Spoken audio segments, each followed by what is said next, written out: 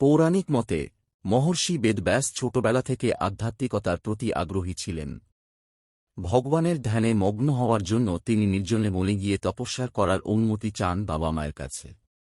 কিন্তু তাঁরা সেই অনুমতি দিতে চান না।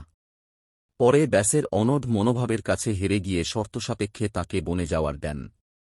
মা শর্ত দেন, তপস্যা করার সময় কোনোভাবে যদি বাড়ি ও পরিবারের কথা মনে পড়ে তাহলে বেদব্যাসকে ফের বাড়িতে সংসারের মধ্যে ফিরে আসতে হবে।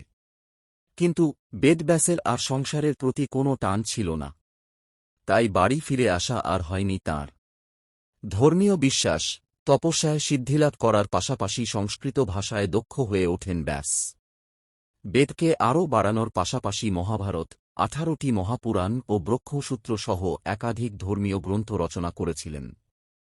মনে করা হয় আষাঢ় মাসের পূর্ণিমায় নিজের শিষ্যদের ভাগবত পুরাণ সম্পর্কে শিক্ষিত করেছিলেন বেদব্যাস। তার স্মৃতি মাথায় রেখে ব্যাসের 5 জন শিষ্য আষাঢ় মাসের পূর্ণিমা তিথিকে গুরু পূর্ণিমা হিসেবে পালন করতে শুরু করেন। তাই একে ব্যাস পূর্ণিমায় বলা হয়। মনে করা হয় এই দিন থেকেই ধুমধামে প্রচলন হয় গুরু পুজোর। শাস্ত্রে দেবদেবীদের থেকেও গুরুকে বেশি মর্যাদা ও গুরুত্ব দেওয়া হয়েছে। তাই আজও মহাসমারোহে গুরু পূর্ণিমা পালিত হয়ে আসছে।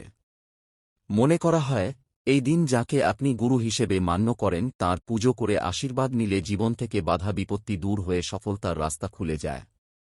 গুরু পূর্ণিমার দিনই গৌতম বুদ্ধ উত্তরপ্রদেশের সারনাথ তাঁর শিষ্যদের ধর্মোপদেশ দিয়েছিলেন। তাই এই দিন স্মরণ করা হয় তাঁকে। সেই সঙ্গে সনাতন ধর্মে বৃহস্পতি গ্রহকেও গুরু বলে মান্য করা হয়। তাই দেবতাদের গুরু হিসেবে পূজিত বৃহস্পতিরও আরাধনা হয় গুরু পূর্ণিমার পবিত্র তিথিতে।